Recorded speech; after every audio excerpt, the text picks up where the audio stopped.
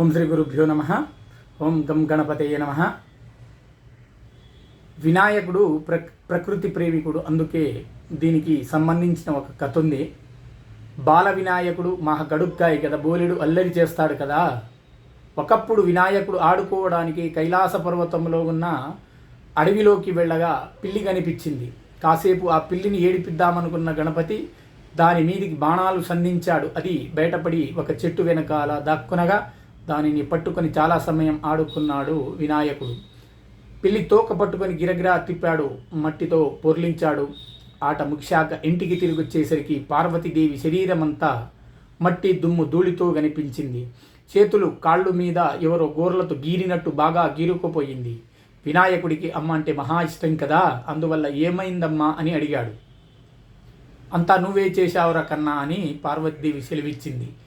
నేనేం చేయలేదమ్మా అని గణపతి అన్నాడు. అప్పుడు పార్వతీదేవి గణపతిని ఎత్తుకొని, బంగారు నాన్న, అన్ని జీవుల యందు అంతర్లీనంగా నేనే అయి ఉన్నాను, ఈ ప్రకృతి మొత్తం వ్యాపించి ఉన్నాను, నా శరీరమే ఈ భూమి అంతటా నేనే వ్యాపించి ఉన్నాను, నువ్వు ఎప్పుడు దేన్ని బాధ కలిగించినా నన్ను బాధ పెట్టినట్టేరా అని పార్వతీదేవి సెలవిచ్చిందన్నమాట. నువ్వు దానిని ఇబ్బంది పెట్టినా నాకు ఇబ్బంది పెట్టినట్టే అని పార్వతీదేవి చెప్పిందన్నమాట. అప్పుడు క్షమించమ్మా, ఇంకెప్పుడు ఇలా చెయ్యను అని బాలగణపతి అన్నాడు.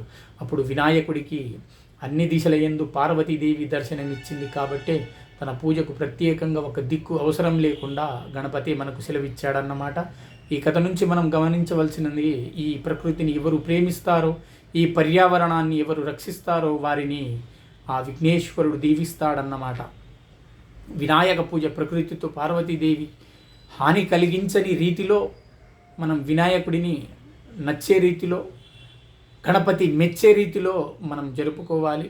ఈ భూమి మట్టి శివస్వరూపం కాబట్టి, ప్రకృతి పార్వతి పరమేశ్వర స్వరూపం కాబట్టి మట్టితో చేసిన గణపతిని పూజించడం శ్రేష్టం. అందుకే గణపతి సంకట హర చెవితి పూజకు తదియతో కూడిన చెవితి చాలా శ్రేష్టమని చెప్తారు కదా. తదియ అంటే పార్వతీదేవి గౌరీమాత, చెవితి అంటే గణపతి. గౌరీ గణేశుడికి ప్రతీక, సంకట హరచతి చవితి. అలాగే మట్టి గణపతి కూడా గౌరీ గణపతికి ప్రతీక. వినాయక చవితికి మట్టి గణపతులనే పూజించండి.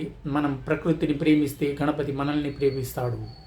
మనం ప్రకృతిని రక్షిస్తే గణపతి మనల్ని రక్షిస్తాడు. జై హింద్, జై భారత్.